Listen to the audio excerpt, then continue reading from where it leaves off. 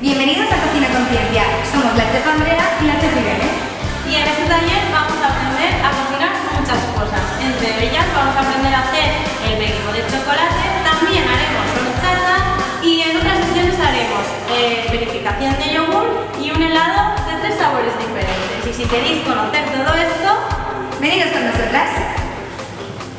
Vamos a hacer horchata. Para ello necesitamos chufa, agua, una batidora, que son los instrumentos que vamos a usar, un colador, filtro y un bol. La chufa, recordad que tenéis que ponerla un día antes a remojo para que se pueda triturar bien.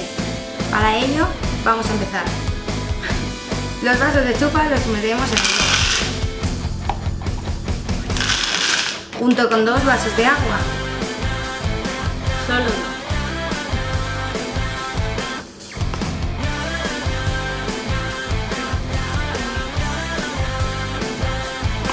Le hacemos un agujero a un papel para que nos salte la chufa al triturarla y por ahí metemos la batidora. Y ahora trituramos con paciencia.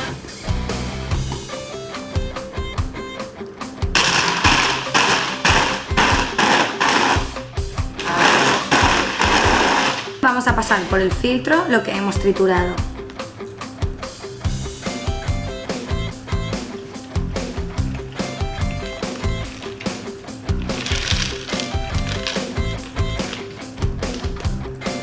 Nos ayudamos apretando .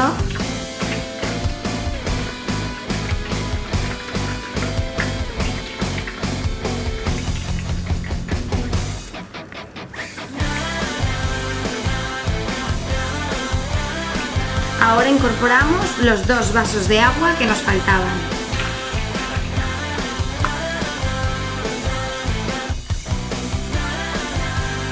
Y ahora le ponemos azúcar al gusto. Recordad que también podéis usar canela y limón.